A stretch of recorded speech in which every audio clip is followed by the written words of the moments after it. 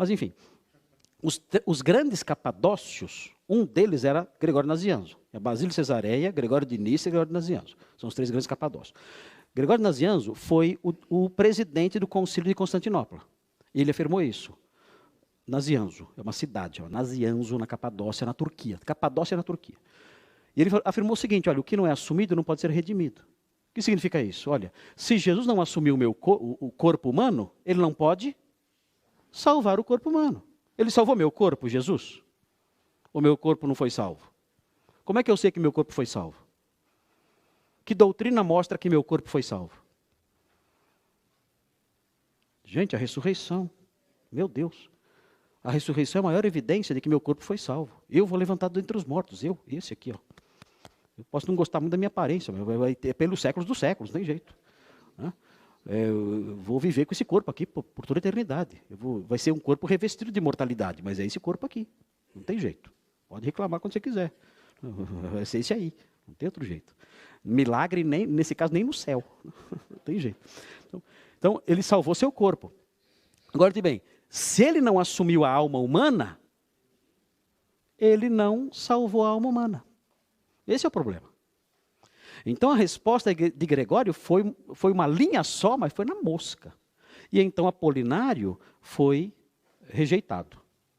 A princípio, ele era tricotomista, depois se tornou dicotomista. Mas ele afirmava, o Espírito de Jesus era divino. Depois falou, a alma de Jesus era divina. Ele não tinha, parte espiritual dele não era humana, era divina. Está errado. Jesus tinha uma alma humana e um corpo humano. E tinha uma natureza divina também. Junto, sem mistura. Mas sem que uma parte mutilasse a outra. O máximo que acontecia em Jesus, é o que os teólogos do passado chamavam de comunicatio idiomatum. Já ouviram essa expressão? Comunicatio idiomatum. Comunicatio idiomatum é a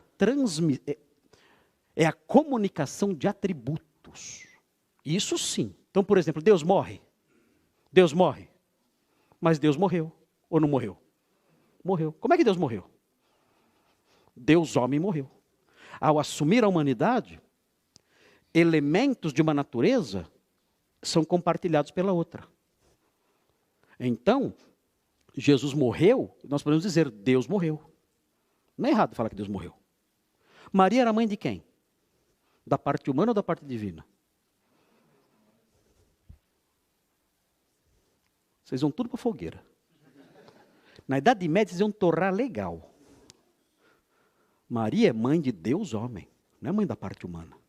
Vocês não podem fazer essa divisão. Ele é uma pessoa só. Não são 2 pessoas. Ô Maria, obrigado por ser mãe de uma parte de mim. Não.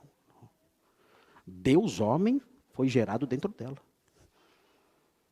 A expressão mãe de Deus, ela hoje é rejeitada porque promove a adoração de Maria. Mas ela não é errada teologicamente, ela é corretíssima teologicamente. A expressão Theotokos, mãe de Deus.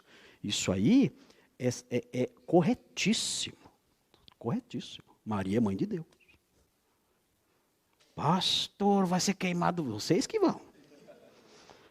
A ortodoxia entende que a expressão Theotokos é a expressão correta.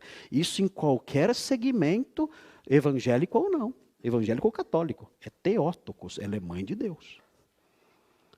E isso, o erro é que eu não posso usar essa expressão hoje, porque vão dizer que eu estou promovendo a adoração de Maria, mas que ela é correta teologicamente é. Que eu não posso dividir Jesus. E falar que Maria é mãe de uma parte. Eu não posso fazer isso. Isso foi o problema de Nestor, em 431, que é o próximo concílio. O que Nestor fez? Nestor dividiu. Tem a parte humana, a parte divina, e era como se Jesus fosse um esquizofrênico. Uma hora ele é humano, outra hora ele é divino. Na hora que ele morreu, quem morreu na cruz? O homem ou Deus? Quem morreu na cruz? A parte humana ou a parte divina? Exatamente. Deus, homem, morreu. Mas Deus não morre. Comunicatio idiomatum. Deus não morre. Mas ao se encarnar, ele pôde experimentar a morte. Esse é o mistério de Cristo. É um grande mistério isso. Deus sabe o que é morrer, porque ele experimentou a morte ao se encarnar. É a comunicação de atributos. E se eu falar assim, não, a parte humana morreu, meu Deus, eu caio no nestorianismo.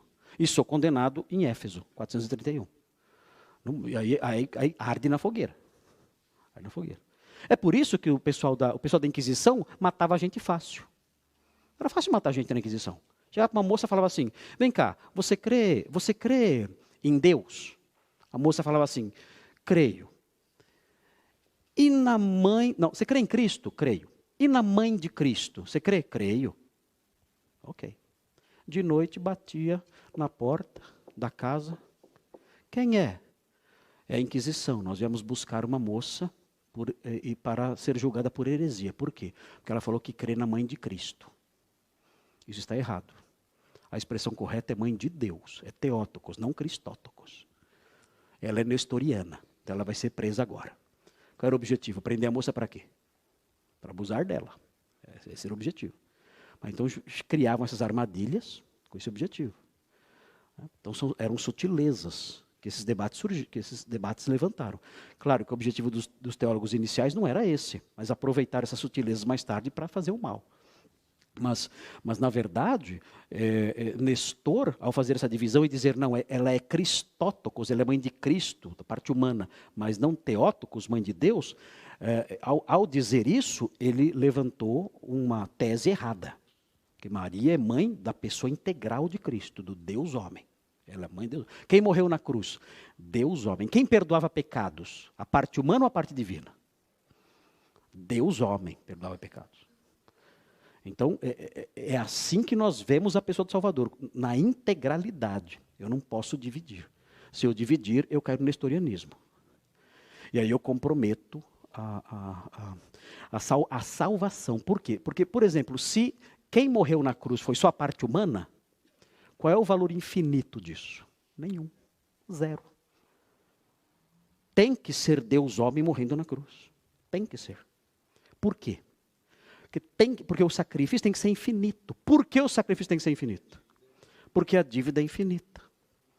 Logo, o preço a ser pago tem que ser infinito. E o preço infinito só Deus pode pagar.